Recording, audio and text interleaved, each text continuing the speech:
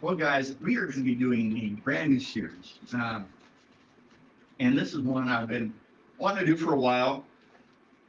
And I think it's one of the things that maybe, aside from the actual gospel itself, it might be what the United States of America might need to go through more than anything else. I realize that's a matter of opinion. It's just my opinion. But we're going to be going through this series on the book of Ecclesiastes. It's in the Old Testament, and it's traditionally understood that Solomon is the guy who wrote it. Now, if you know who Solomon is, he is considered the wisest man who ever lived. He wrote a couple of Psalms, but mostly he's known for writing 3 books in the Bible. Song of Solomon, or Song of Songs, depending on what your Bible might consider it as. And Proverbs, which is probably the most famous of the 3, and then Ecclesiastes. In doing my research for this, one author basically said that he really believed that Song of Solomon is what he wrote when he was younger. And then Proverbs is kind of in his midlife, and Ecclesiastes was at the end. And the reason I feel like this is such an important book, because if you've read it, it's quite possibly the most depressing book in the Bible. Just being honest. It is full of futility and despair. I can't say it much more bluntly than that. You know Solomon's story. He was King David's son, and King David, when he passed away, God appeared to the newly King Solomon of Israel, and basically said, I'm going to give you one wish. Whatever it is you want. I'm doing it for your father David, who is my servant. I loved him dearly, and so I'm doing him a favor by doing you a favor. One wish. You got it. What is it you want? And, you and me, we might have gone for money or power or whatever. He said, I just want the wisdom to be able to rule your people well. And God was impressed. And said, because you have asked for this. You could have asked for money. You could have asked for power, but you asked for wisdom instead. So because you've asked for this, I'm going to give you the wisdom, the money, and the power. And admittedly, he was the king of Israel, and I can't remember the numbers anymore. It's been years and years since I did it. But I found a place in the Bible where it talks about what Solomon inherited from King David, just, gold and silver, just straight up precious metals, okay? Forgetting land, forgetting whatever else was in the house, just gold and silver. And he was wealthier than the wealthiest person in the world was at that point. I mean, and it wasn't even anywhere close. Nowhere close. Hundreds of trillions. I think it was a very, very big number. And the Bible tells us that what he started with, he grew. I mean, the wealth he had to begin with, he grew it. And not by I increased it by 25%. That for most people, when you're talking about a kingdom, that's a big increase. No, he did more. I think he increased the size of the nation of Israel by over 50%. I think it was close to 100%, but increased money by who knows how much. We don't have records of how much it was, but the Bible's clear that he was relatively poor at the start of his reign, with all that money he inherited from his dad, compared to how he was at the end of his reign. Matter of fact, his kingdom was so magnificent, and even the servants in his kingdom drank and eat from gold plates and cups. I mean, those are the servants, It's like, oh, it's just gold. Don't worry about it. If the maid steals a couple cups, it's just fine. That's not the way we operate. But I mean, him, it was no big deal, and it was such a big deal that Bible tells about the Queen of Sheba which was down south of Egypt, but it was down into Africa. She'd heard about it, so she went to go visit his court to see the splendor of his kingdom, and she was highly impressed. So other royalty saw Solomon's kingdom and well passed. And so, by all external accounts, Solomon had it together. He's the wisest man in the world, right?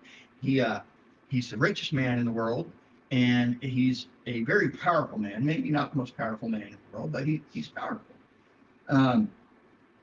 So, by all accounts, he's got it. But if that author I was reading is right, and Ecclesiastes is the book he wrote towards the end of his life, you start to realize that Solomon realized he didn't have it all. And for people who wrestle with, which I feel like honestly is most people, the Monday dread of going into work. Maybe your Monday's on a Wednesday or something. I don't know. But anyway, I realize schedules kind of move around a lot these days. But regardless, that kind of that dread you get of going, it's like, oh, I really don't want to work. That's the tip of the iceberg of what Solomon's dealing with here. He's dealing with the problems that we deal with, which rings true for all of us. But maybe it's just my perception. But I feel like, honestly, men deal with the issue of futility a little more closer to our being, because so much of our role is measured by society, by what we produce, by what we do, what we accomplish, and what we leave behind. And so to think that our life is futile is striking at the core of what our culture tells us we are. Not the American dream. Yeah, the American dream. So Solomon attained everything worth fighting for, and he was impressed when he realized that he wasn't like him. Basically, yeah. And he is not going to pull punches. Like I said, if I handed the book of Ecclesiastes to, say, an atheist and told him to read it, this would be the logical end of atheism. Not saying it would be the logical finishing of it, but it's like, as far as the logical reasoning and argument for atheism and its lifestyle goes, this is where atheism leads. Okay? He doesn't give a lot of hope in here. But make no mistake, there is indeed hope. It's not the most obvious thing. You can read through this book and you can be more depressed when you're done. You can feel worse about life. And that's not usually true for the Bible. I mean, most of us like, hey, I'm feeling depressed. I'm going to go open the Bible, and we read a psalm and we see David and how he was, being chased or something, and he's like, oh, God, save me. And then he comes along, and at the end, he's like, okay, God, you're great, you're good. And thank you so much for delivering me. And something like that. And we're like, okay, I feel better. God took care of David. He said he'll take care of me. Okay, I'm good. And then Ecclesiastes comes along and says, man, you're wasting your effort. It is. I mean, I'm not just talking about today. I'm talking about like the last 40 years. You've been wasting your effort. And you know what? The next 40 years, it ain't going to be any different. There's this existential depression, I feel like, is just kind of seething under the surface. And like I said, since this is written at the end of his life, we get to see the phases he goes through. And I'll tell you that I'm inclined to agree with the author of one of the books I was looking at for research. And he basically said that he doesn't think that Ecclesiastes was written in chronological order. He's building an argument from the end of his life. He's not saying, okay, when I was in my 20s, I did this. When I was in my 30s, I did this. When I was in my 40s, it doesn't go like that. That's generally the way we would do things. We like things in chronological order. That's America for us, though. We were raised on history books. Jewish culture was a little different. It was like, they're sitting around the campfire watching the sheep, and they're like, "Hey, Grandpa, tell me a story." And it might be the story from when he was 48 years old, and it might be the story from when he's 8 years old the next night. And so they're used to this little hopscotch sort of a mishmash of history, and you kind of got to piece things together a little bit. So Ecclesiastes, I think, is written kind of in that vein. So if you're looking for a logical progression, a chronological progression, you're not going to find it. Okay. So I want to go ahead and get in, and we're not going to, by no means are we going to cover the whole book today, but I did want to get the first chapter in. So let's take a look at Ecclesiastes chapter 1. All right, here we go. Now I'm just going to go ahead and read through the whole chapter to begin with, all right? It says, "These are the words of the teacher, King David's son, who ruled in Jerusalem. Everything is meaningless," says the teacher, "completely meaningless. What do people get for all their hard work under the sun? Generations come, generations go, but the earth never changes.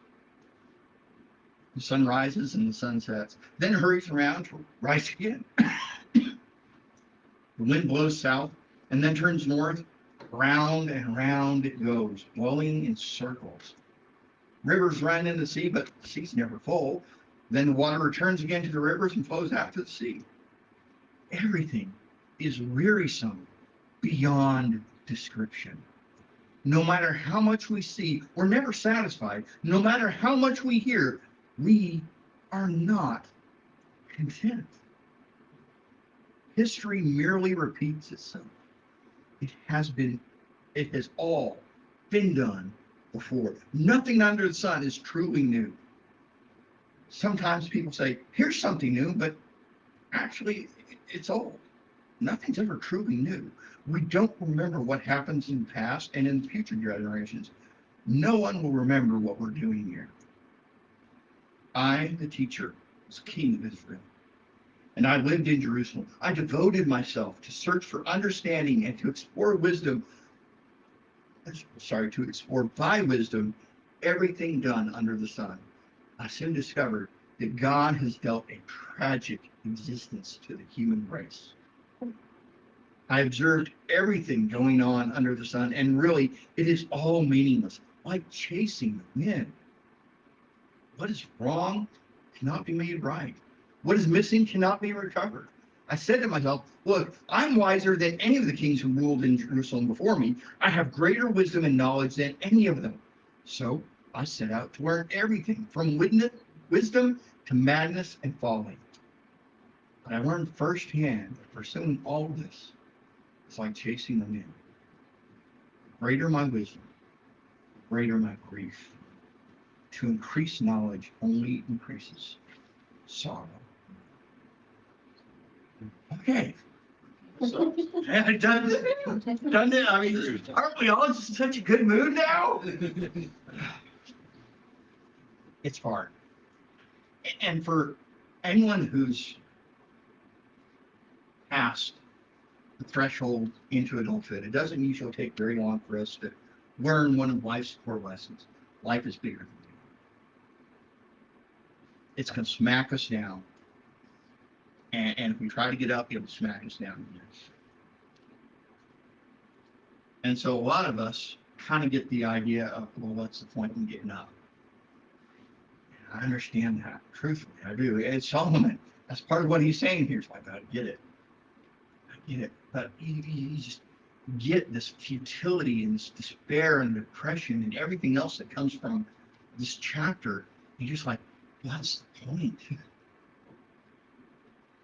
I said, there's hope in this.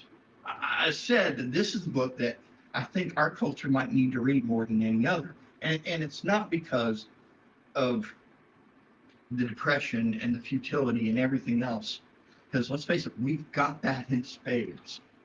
I mean, I should have looked up some statistics, but we have more people in therapy than ever before in history. We have more therapists, and they're overwhelmed. They can't keep up with the demand for their services.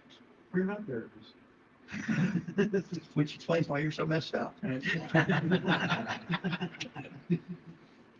No, but we do, we get a whole slew of drugs. I remember back in the 90s when Prozac came out, that was like the wonder drug, right? It was going to cure everyone's depression, and then it didn't. And we've got other pills that we use, and we try to prescribe away depression. And I get it. For some people, there's a chemical imbalance, and that is something that can help deal with that problem. Maybe even fix it for some people. Most people, it's kind of like attached, seems from what I've heard. But what I've heard, and it's not like they're aiming for this, but most therapists, psychoanalysts, psychologists, whatever it is, counselors, most of them unintentionally create a self-replicating problem because we get used to depending on the therapist and pouring our souls out to them and them having advice, and suddenly another problem comes along and we go back to the therapist and we get more advice, and then we go on with life and we just keep going back and keep going back. And suddenly it's most therapists don't come up with okay, let's come up with a plan. And for you it's going to be like, I think we can get this licked in 2 years if you're willing to work on what I've given you to do.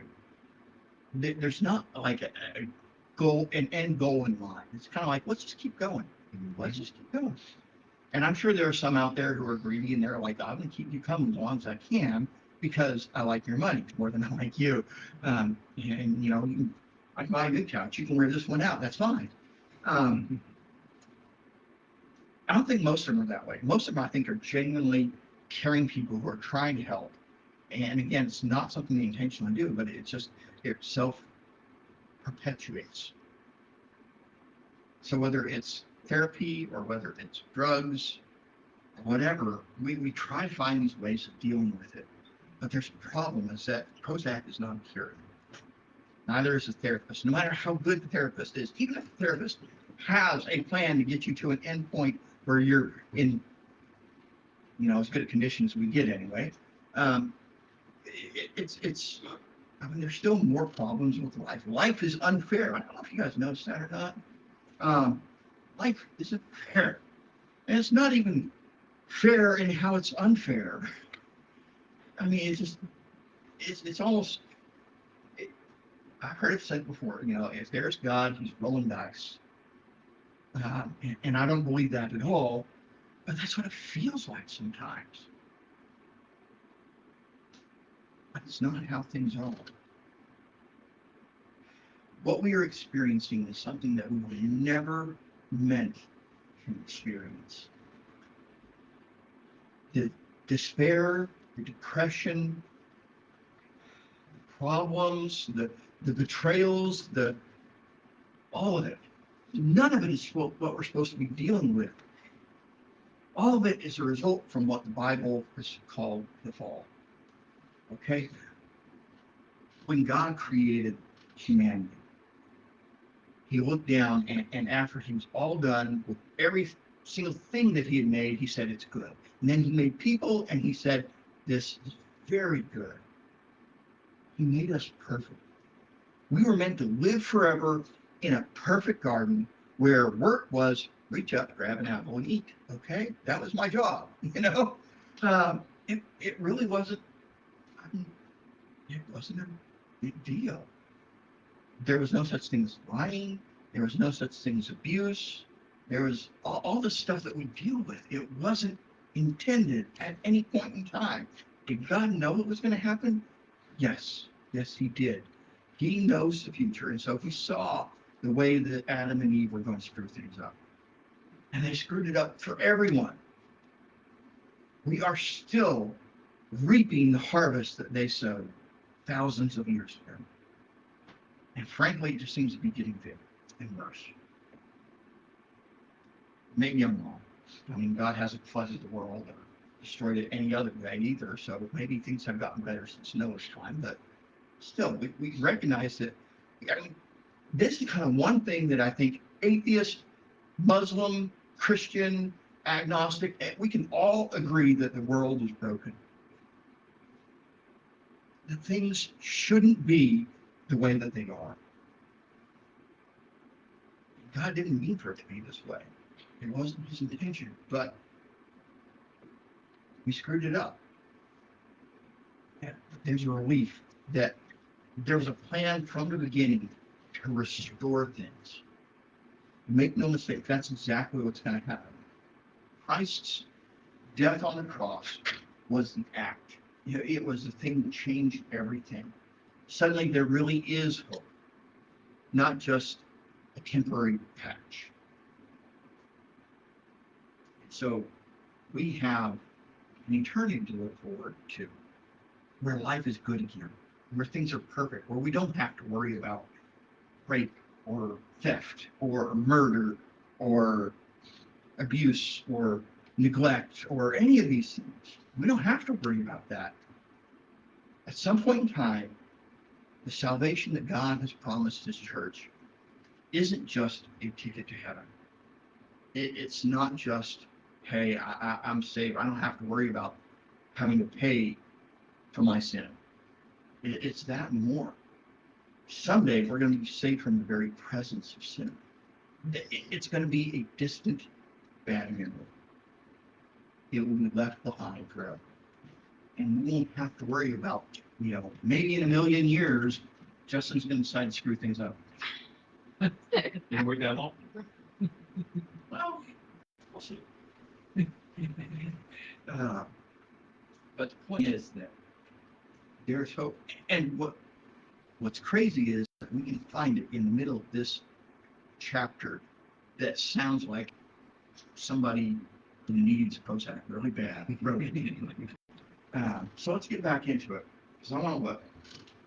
And we're going to kind of go through this pretty fast, but still.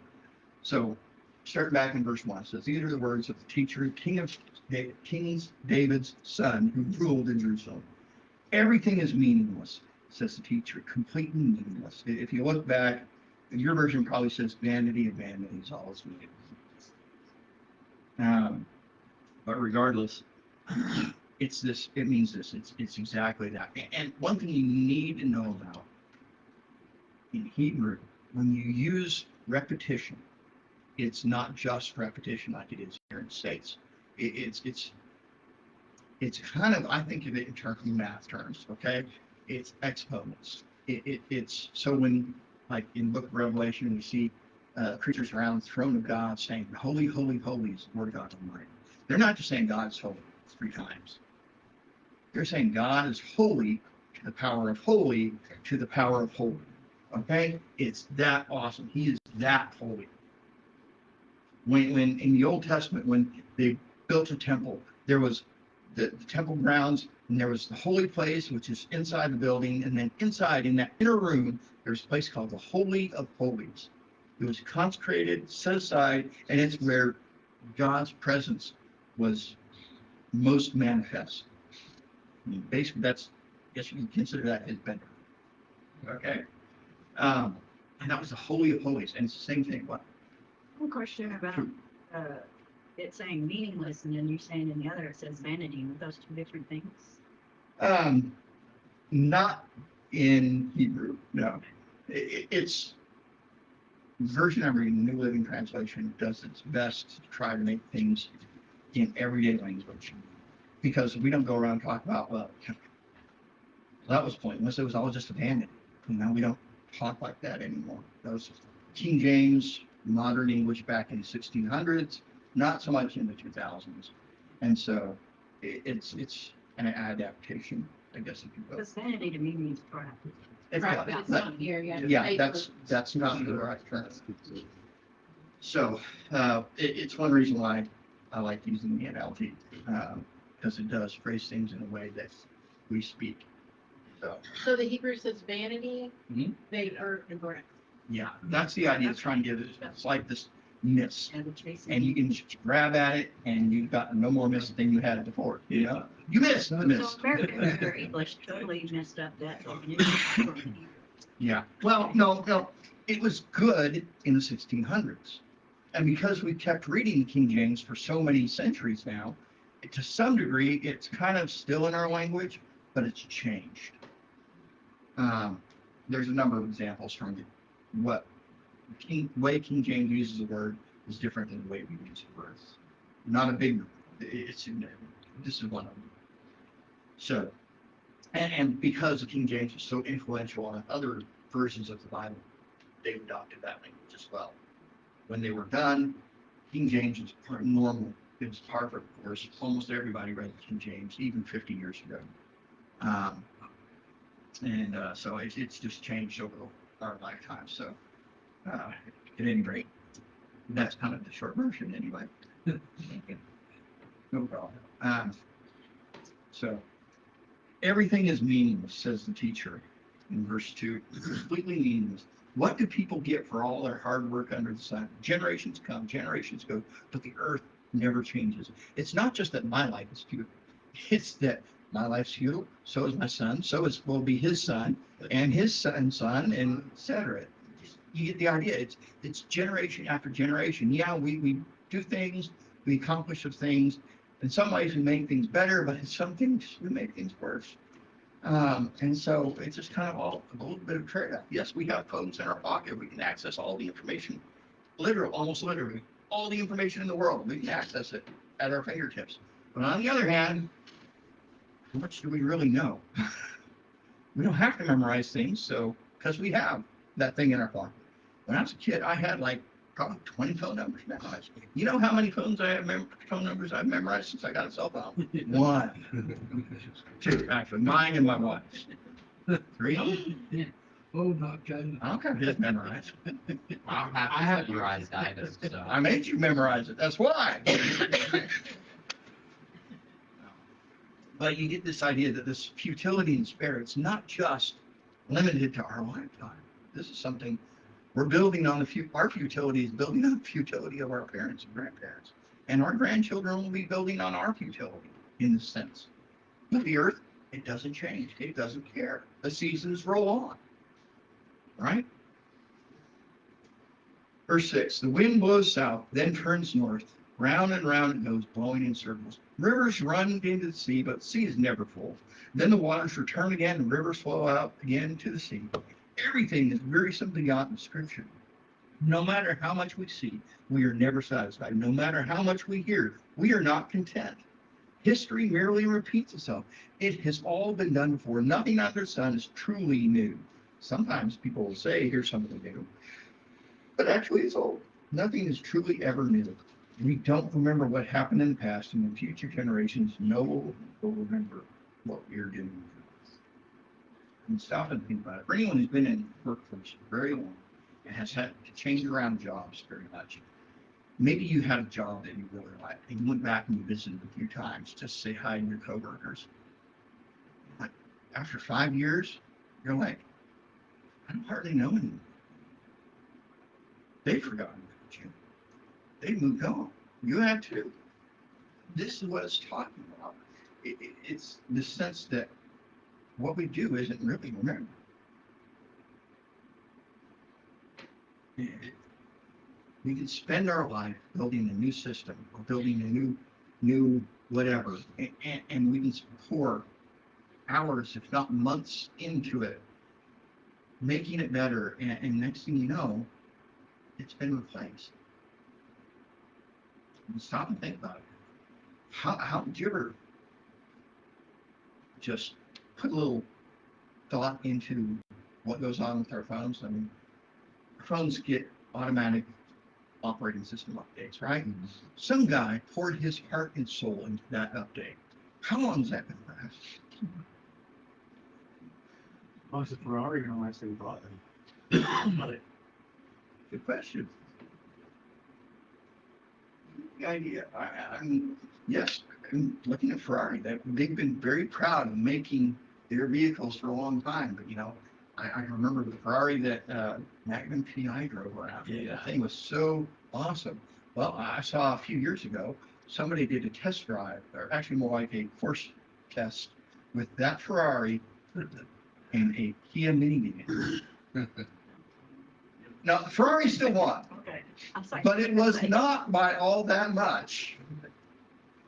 What was a awesome piece of machinery in the 1980s in the 2010s was left behind. That's the way it is. Not a meeting. Sorry. Yeah, I vote with No. it. Yeah.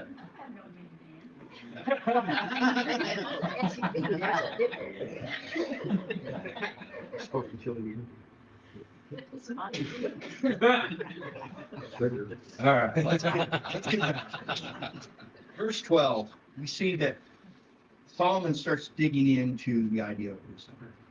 And this is what you're going to see, is that he's telling us that he's going to basically say he's doing a scientific experiment with his life. Okay? He's exploring all the possibilities and basically measuring things as much as you can measure life, and seeing what works, what doesn't, what has value, what doesn't. And so he's like, I'm going to try it all. And that's what he's going at through verse 12. It says, I, the teacher, king of Israel, and I lived in Jerusalem. I devoted myself to search for understanding and to explore by wisdom everything being done under the sun. It doesn't matter what it was. Good food, he wanted it. The latest chariot, he got it. Whatever. I soon discovered that God's dealt a tragic existence to human race. I observed everything going on under the sun. Really, it is all meaningless, like chasing the wind. What is wrong cannot be made right. What is missing cannot be recovered. I said to myself, look, I'm wiser than any of the kings who ruled in Jerusalem before me. I have greater wisdom and knowledge than any of them. So I set out to learn everything from wisdom to madness and folly. And I learned firsthand that pursuing all this is like chasing the wind. In the end, he said it was all. Whether it was wisdom or whether it was foolishness, either way, he ended up with nothing to show for it. I didn't have. That's a question for another time.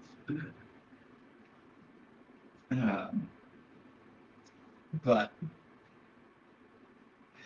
verse 18, greater my wisdom, greater my grief. To increase knowledge only increases sorrow. And so if you read this, you just can't help but ask the question, what's the point? Here is the point, and he gave it to us, and you probably missed it. There's basically two main things in the book of Ecclesiastes that Solomon's going to lay out for us. We haven't got one of those yet. Like when he's doing things, whatever it is he's doing, in the end, he kind of comes to this conclusion. Hey, enjoy it for what it's worth. You got good food? Enjoy that food. All the stuff, all the things that life has, the pleasures it can offer, it says, if you got it, enjoy it. But here's the thing, here's the real key to it all. Because any atheist, any agnostic, any Muslim, anyone else of any other religion can come at things and say, yes, enjoy what you've got. That is wise and good, but it's still futility because, once that great meal is gone, a day or two later, it's in the toilet.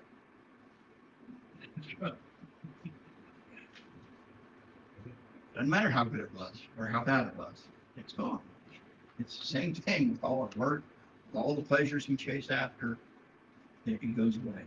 But here is the real key, the eternal key that Solomon is handing us right here. And he slipped it under the radar. So I want you to back up a little bit. Verse 14, you see it.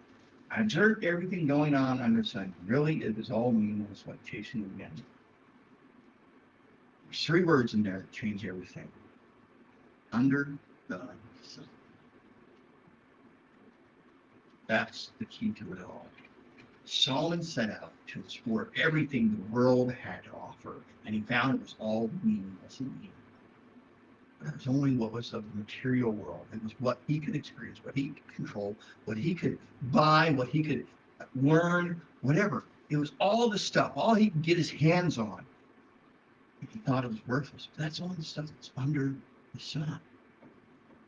What's not under the sun? What is above the sun, I guess you would call it? What is not part of the material universe?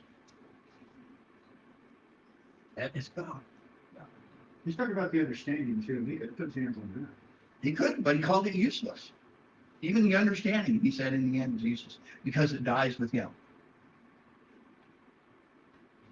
I mean, he wrote the book of Proverbs. He gave that wisdom to his son. But do you know who King Solomon's son was? His name was Rehoboam. And he was an idiot of epic proportions. I mean, Solomon made his mistakes. Don't get me wrong. He for being the wisest man in the world, he made a bunch of mistakes. That's just being nice. But Rehoboam, he did nothing right. It was because of him that Israel split into two pieces. It became two kingdoms. There was a revolution because of Rehoboam. Okay? So, like at the end of Solomon's life, he was a pretty harsh taskmaster. He was making people work hard, super hard. And Rehoboam, basically, in fear of being perceived as soft compared to his dad, said, I'm going to make it a lot worse. I'm not going to make it a little worse. I'm not going to make it a little harder. I'm going to work you. He worked you like slaves. I'm going to work you like dogs. That's basically what he did. And it's kingdom fracture because of it, and it has yet to be fully restored. So that was for all Solomon's wisdom, for all the fact that he wrote the book of Proverbs for his son. His son left it behind and didn't care about wisdom. And you can write down all of the things you've learned. You can be the best scientist and figure out physics on a level that Einstein would be jealous of. And you can write it down, and that means nobody has to read it. No one has to learn it. No one has to do anything with it. They may not. Not up to you. You can't force anyone. So everything, even the knowledge that he had, even the wisdom, was pointless. It died with him. We picked it up because we want to in the book of Proverbs. He wrote it down and we have it preserved. So we can learn that wisdom. But in the end, no one forces us to. And we can take up that wisdom, and maybe 10 years from now, I'm going to lay it down. I'm going to go leave my wife and run off with my secretary that I don't have yet. And who knows? Well, you do have a secretary, but she's also your wife. You're gonna leave your wife I'm alone. wandering off with me. You get the idea. Everything, whether it's knowledge, wisdom, whether it's stuff, whether it's pleasure, whether it's food, whether it's wealth, whatever it is, it all goes away. You can't take it with you. But out from under the sun, out from under the human experience where we just live and breathe and see and touch and feel, there's a God who's eternal, and he gives eternal purpose. And that is what that key is. So do you think he would have been less depressed in the end of his life if he would have known the impact that the books that he wrote in the Bible had on people? Probably. But, With all that wisdom, you don't think he had an insight that he was going to be used like that? You don't think God gave that to him? many of us have that kind of insight. I mean, as far as I know, I can't think off the top of my head of a place in the Bible where God promised a lasting legacy like that. Closest is like Abraham. Oh, yeah, David. Okay, David. But even his legacy is, in a lot of ways, broken right now. There is no king on the throne in Israel, much less someone that's his descendant. So, in some ways, his legacy is broken. Not all, because there is still King Jesus, who is on his throne. So, not all of us, but in some ways, his legacy is broken. In the material ways, his legacy is broken. So that's really what I have for you today. Is that chasing after things that, maybe that's what you need to do. I mean, our world kind of, saying says, it makes the world go round. We've got to go out and we've got to earn some money in order just to make it. I understand that, but man, no one wants to live their life futility.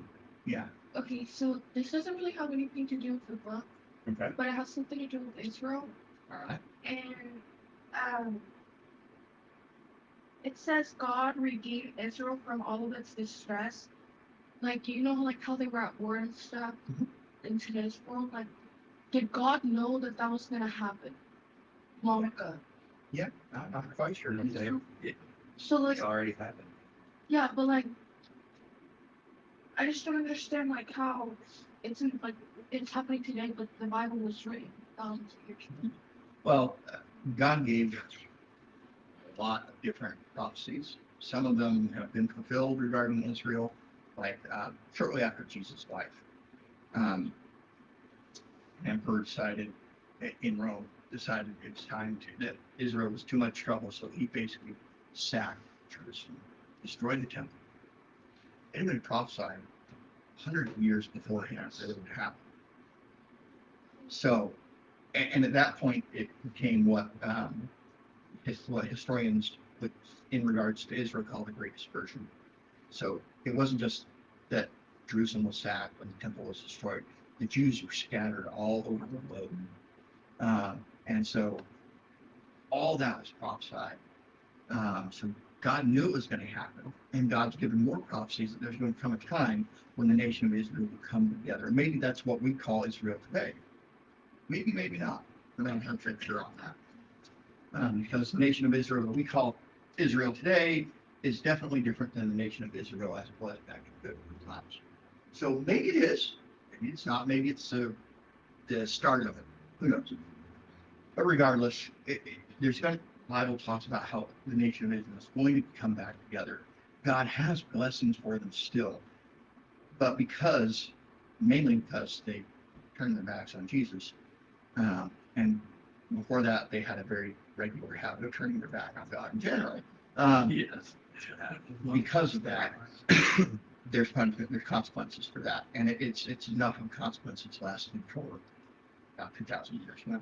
So it's a big deal territory, but I mean, there's hope, and you can talk to anyone who's not only ethnically a Jew but religiously a Jew, and they'll talk about the hope of having the temple rebuilt, being able to start it back up with everything that was going on in the temple, with the sacrifices and all that. The Jews will be gathered together to be one people again, and they'll be able to say, "Hey, I'm of the tribe of Benjamin, not the tribe of Judah," and all that, all the stuff that we see from the Old Testament. They're hoping to basically have it, and God's promised it to them. So, yeah. We'll talk more than I'm sure we will. Does that answer? Yes, sir. Thank you. All right. So bringing things back, we're going to get a lot of this depressing stuff. Okay, we will. It's the core of this. But again, I just want to remind you that as depressing and as much futility as we're going to get through this book, it echoes real life to us. This people who think the Bible is full of precious promises and God's grace towards us in all things, and that it's not a book that connects with real life, doesn't read it. And so we need to understand that this is a soul level problem for all of humanity. And I think our culture, I can't speak for other cultures, but here in the US, we're feeding into it. We're making it worse. There is an answer. As cliche as it sounds, it's Jesus. We hold on to him. If we do things, it's what Jesus said in the Sermon on the Mount, where your treasure is, your heart will be also. And so don't invest in earth where moths and rust destroy, but store up treasure for yourself in heaven where moths and rust cannot touch it. Saying we need to do things with an eternal purpose. It changes everything about what we do. It changes how we parent our kids. It changes how we work our job. It changes how we relate to our spouse, how we relate to friends, how we relate to strangers. When we start to look at that person who's scanning our groceries with that dead look on their face because they'd rather be somewhere, anywhere else, pretty much. Suddenly, it's like, this is not just me getting groceries. This is an opportunity that I have to connect with another eternal being, because every single person was made for eternity. C.S. Lewis said, you have never in your life met a mere mortal. I love that. That's such a beautiful thing. We can connect with people in an eternal way. We can pass on Jesus to them, or we can just encourage them so that maybe that clerk won't have that dead look on their face for 15 minutes after.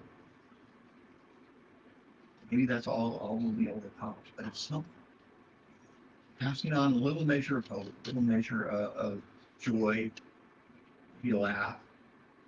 These things have eternal worth and value. That's what we pluralize into. We pluralize into that through our work, through our friends, through our family, through other things. But it's always to the eternal. It's to the things that, to paraphrase Ecclesiastes, are above the sun. It's not just temporary. It is eternity. So let's pray. Lord God, I come to you and I just thank you so much that you are a God who knows where we're at. You know the problems we deal with. You know the despair, the futility, all of it that we've wrestled with at different points in time. And you know where we're at, and you have a rescue plan. You have the way set in place, ready for us. And just like we were saying earlier, all we do is come.